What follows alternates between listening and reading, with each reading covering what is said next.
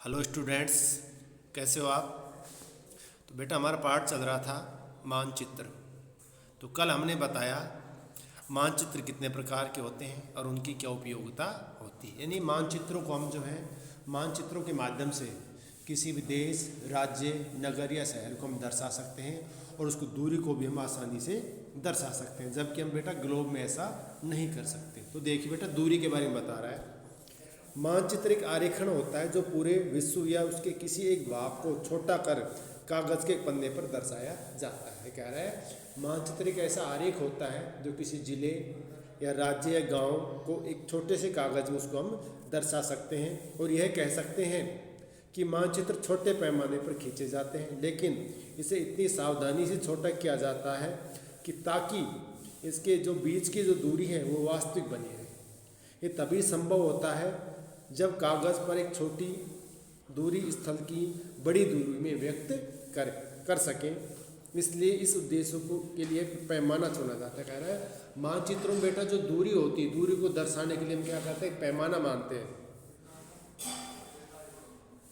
पैमाना स्थल पर वास्तविक दूरी और मानचित्र पर दिखाई गई बीच की दूरी का अनुपात होता है। उदाहरण के लिए आपके विद्यालय से घर की दूरी 10 किलोमीटर है। ये कह रहा है, उदाहरण दे रहा है, अगर हमारे विद्यालय से और घर की जो दूरी मात्र मान लीजिए 10 किलोमीटर है, जिसे हम मानचित्र पर 2 सेंटीमीटर दूरी से व्यक्त कर सकते हैं। तो इसका आज से हो गया 1 सेंटीमीटर बराबर 5 किलोमीटर। ये कह रहा है यदि स्कूल से और घर की दूरी 10 किलोमीटर है तो हम पैमाना क्या माने बेटा, 1 सेंटीमीटर बराबर 5 किलोमीटर था। तो यानी तो मानचित्र कितना बड़ा मानचित्र बनाएंगे हम, 2 सेंटीमीटर उसको हम दर्शाएंगे।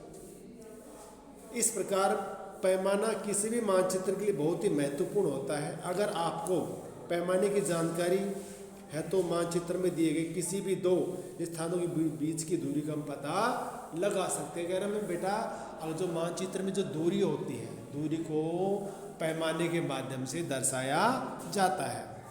अब आगे देखिए, जब बड़े क्षेत्र वाले भाग जैसे महाद्वीप या देशों को कागज पर लिखना होता है तब हम छोटे पैमाने का उपयोग करते हैं। उदाहरण के लिए मानचित्र पर 5 सेंटीमीटर स्थल पर मान से 500 किलोमीटर को दर्शाता है, तो इसके छोटे पैमाने वाले मानचित्र कहते हैं। जब एक छोटे क्षेत्रफल वाले भाग जैसे आपके गांव या शहर को कागज पर दिखाना होता है तब आप बड़े पैमाने का उपयोग करते हैं। कह रहा है यदि हम दूरी को ज़्यादा यानी कह रहा है 5 सेंटीमीटर को हम 500 किलोमीटर में लिखते हैं तो छोटे पैमाने वाले मानचित्र हम उसे कहते हैं। और यदि हम किसी गांव या शहर को दर्शाते हैं तो इसे हम बड़े पैमाने का प्रयोग करते हैं। जैसे स्थल पर 500 मीटर की दूरी को हम क्या कहेंगे बेटा, 5 सेंटीमीटर दर्शाएंगे। इस प्रकार के मानचित्र को बड़े पैमाने वाले मानचित्र कहा जाता है। अर्थात इसमें बड़ा जो पैमाना हम क्या लेंगे, बड़ा पैमाना लेंगे। बड़े पैमाने वाले मानचित्र छोटे पैमाने वाले मानचित्र की अपेक्षा ज़्यादा जानकारी प्रदान करते हैं। अब बेटा अगला देखिए, मानचित्र में अगली होती है दिशा। हम जानते हैं बेटा जो दिशा होती है वो मानचित्र की कहाँ लिखते हैं, हम दाहिनी ओर लिखते हैं। अधिकतर मानचित्र ऊपर दाहिनी तरफ तीर का निशान बना होता है, इसके ऊपर उत्तर लिखा होता है। यानी उत्तर का मतलब ऊ का मतलब उत्तर दिशा।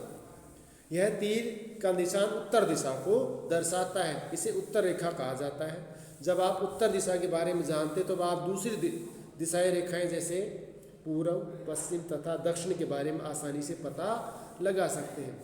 जैसे 4.4 में दे रखा है बेटा, 4 दिशाएं उत्तर, दक्षिण, पूर्व, पश्चिम को दिखाया गया है। ये प्रधान दिग बिंदु कहा जाता है। ये जो उत्तर, दक्षिण, पूर्व, पश्चिम जो रेखाएं इन्हें प्रधान दिग बिंदु बेटा इन्हें कहा जाता है। बीच की 4 रेखाएं हैं उत्तर पूर्व, उत्तर पूर्व यानी उत्तर पूर्व, दक्षिण पूर्व, दक्षिण पश्चिम तथा उत्तर पश्चिम, जैसा कि आपके मानचित्र में ये दिखा भी रखा है। बीच वाली दिशाओं की मदद से किसी स्थान की सही स्थिति का हम पता लगा सकते हैं। जैसे कह रहे 4.1 में निम्नलिखित दिशाओं का पता लगाइए। विकास के घर के सामुदायिक केंद्र और खेल के मैदान की दिशा, दुकानों से विद्यालय की दूरी का आसानी से बेटा पता लगा सकते हैं।